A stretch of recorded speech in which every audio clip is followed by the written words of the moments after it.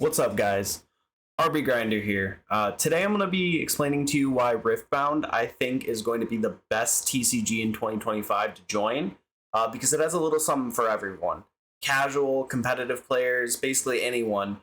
It feels like Riftbound is taking the best mechanic of almost every single other card game in the space right now and melding them into something that just like everyone can enjoy. I'm super excited for it. So I'm going to start the video by showing some comparisons that I've found between card games that I've played and dabbled in and how they translate to Riftbound. Then go over some of the huge reasons why I think this game is going to be a huge success and why you should start playing it. Now going over, I have a huge background in competitive Yu-Gi-Oh! That's the TCG I'm playing right now, and I've noticed that there's some things that translates over to Riftbound that I've noticed don't really translate to other games as well. Hiddens. Hiddens are basically trap cards. I love Yu-Gi-Oh! Because of the trap cards and the chain links. Resolving a huge back and forth chain link for me is one of the best and most satisfying parts about Yu-Gi-Oh! Learning intricate timings, when to resolve and respond with cards, and I feel like it translates really well over to Riftbound. Obviously not all decks, but most decks are going to be play Hiddens and cards that can be played to battlefields you control, and it can be used as like a quick effect / reaction timing to respond to all sorts of things for a lower cost. And the drawback is not being able to play it on your turn. So it feels really similar to like a trap card from Yu-Gi-Oh! And I fell in love with the decks currently that play that the most, like Ari and Lee Sin and stuff like that. Now, another thing that I noticed is similar is the graveyard is your second hand in Yu-Gi-Oh! Now, in Riftbound, it's not exactly your second hand because you don't get to use it that much. But there is some cool mechanics and cards that they've came out with that shows that they're looking towards that design space of using the graveyard kind of as a second hand. For example, there's this new Kaisa card that's like a level 5 or I think it's a mana 5 or 6, but it basically, when it conquers a battlefield or attacks, you can play a spell from your graveyard. And there's a lot of red cards that you can also play, like when it's discarded, it gets an effect. And there's a lot of mechanics that are kind of more pointing towards the graveyard being used more and more. And I really like being able to use my graveyard in Yu-Gi-Oh! And it's something that I'm really excited to be able to do in Riftbound as well. Now, the biggest number one thing for me for Yu-Gi-Oh! And the similarities is chain links. Now, I spoke a bit earlier about chain links with like Hiddens and stuff like that, but they really do resolve just like chain links in Yu-Gi-Oh!, which is really rewarding and fun. For example, let's say you play... let's say your opponent has 3 1/1 victors, and they go to attack a 4-drop monster that you have. Now, let's say your opponent plays a card that buffs all their 1/1s by 1. You can chain a spell such as Ari's Foxfire, which destroys all units that are 4 or less, and if they don't have a response, the chain resolves backwards. The Ari spell kills all of the 1/1 tokens before they get buffed. Let's say they maybe have another spell that buffs their creatures again. You can maybe even play Counterspell. So there's a lot of things where like you actually do want to, you run into situations where the chain links matter and when to resolve cards matter, and like if you should wait or do it or like use priority or not use priority. And it's something that I'm really interested in. And one of the things that kind of called me to Yu-Gi-Oh! And I'm really excited to see another game kind of picking up on that. Now I have a slightly less big Magic the Gathering background, but I've played a lot of like limited and draft format and a very casual amount of Commander and Standard. Obviously Commander players are going to feel at home playing Riftbound. You have a Commander that is a playable champion at the start of the game, very similar mana system, and a bunch of keywords that are really transferable to Magic the Gathering.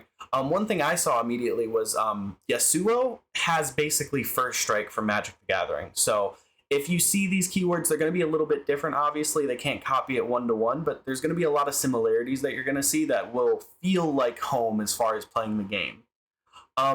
There's also going to be some different game modes that Riot was talking about. They're going to have like 2v2s possibly, and then also for sure they're going to have free-for-all 4-person modes, where it almost plays like a Commander game or something like that. It's going to feel like a brand new game of Commander, basically. I really think the mana system is very similar as well.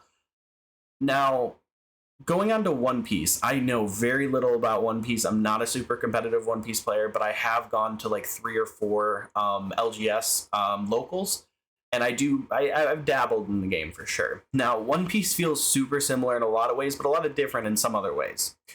You have a hero or like leader ability that kind of transforms the game. That's the number one thing that's going to feel very similar to One Piece is you have a leader and a champion, so it's kind of like you have Magic and like Commander and One Piece like leader ability happening at the same time. And the leader ability does actually change. It revolves around deck building, and it revolves around like different ways to build the deck and play the deck. And it does change the games completely. So it's not something that does not matter. So you're going to feel at home there. And you also have the most similar mana system. The main difference is that in Riftbound, you're going to have different colors of mana. And while you're in One Piece, you only have Dawn. And you can't use the Dawn for like, you can't use the mana for like buffing your creatures or anything like that, which is another thing that might be a little bit different. Instead of you having like a counter system by like being able to discard cards from hand or attach Dawn to things, you are going to be countering out kind of with like spells and instants and reactions and hiddens, those cards I talked about earlier. So there is still a lot of like battle mechanics that are going on. But as far as like using mana to do that and like attaching it, that doesn't really happen. But the Dawn system, as far as like recycling mana and discarding cards, is very similar. Another thing I saw when I was playing One Piece is there was a lot of cards that I would play that would basically, you know, one Dawn, search the top 5 cards of your deck, find a card, put it to your hand, put the rest to the bottom, where you're not shuffling up constantly like Yu-Gi-Oh! Exact same thing with this game. They actually recently revealed a couple of cards that have vision. So what vision is you look at the top card of your deck. If you want to keep it at the top card, you can keep it on the top. If not, you put it to the bottom, which is really similar to how I felt One Piece works. Because I know once you got super competitive into One Piece, from my understanding, actually how you put the cards to the bottom of your deck does start to matter. So I think that's a very interesting mechanic that I can kind of play with.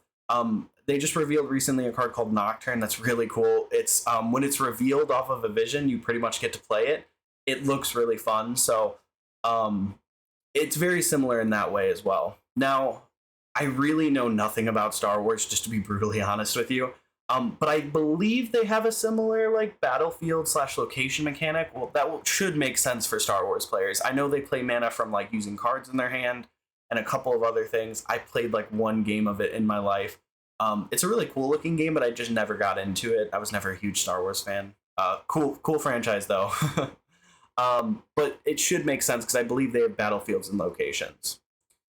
Now, outside of the fact that it feels like the perfect game for most TCG players to switch to, this game is going to be fun for you as an average player, as a casual player. The 2v2 formats, the FFA 4-person formats. It's going to be insanely fun to just pick up and jam games at your LGS or at home with your buddies Friday, Saturday nights. And now everything I'm going to say next is speculation. But so if you don't know about me, I played League of Legends for about like 10 years competitively. I peaked at GM. I'm really not that good, but I was GM for a couple seasons. So I'm better than the average player. Now, while Riot does have its downsides, I do not like the company all the way, but I do love the company as well. They will not release a product if it is not perfect and ready. I watched them tease their fighting game for what it felt like 10 years ago, the original trailer, and it got put on the back burner. And now it's finally coming out, and it looks like it's going to be an amazing game. They don't finish products that they don't think will do well and that they don't want to support. And I think they'll support. I have a feeling the competitive scene of this game is going to thrive and become a huge TCG powerhouse in the world. Prize support, tournaments. I think they're going to feel rewarding and very supported.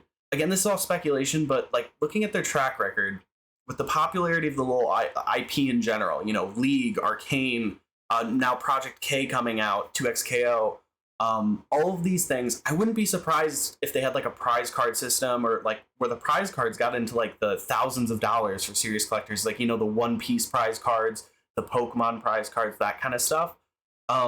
And I think they also said they would have cash prizing possibly, so you might not even need to get a prize card.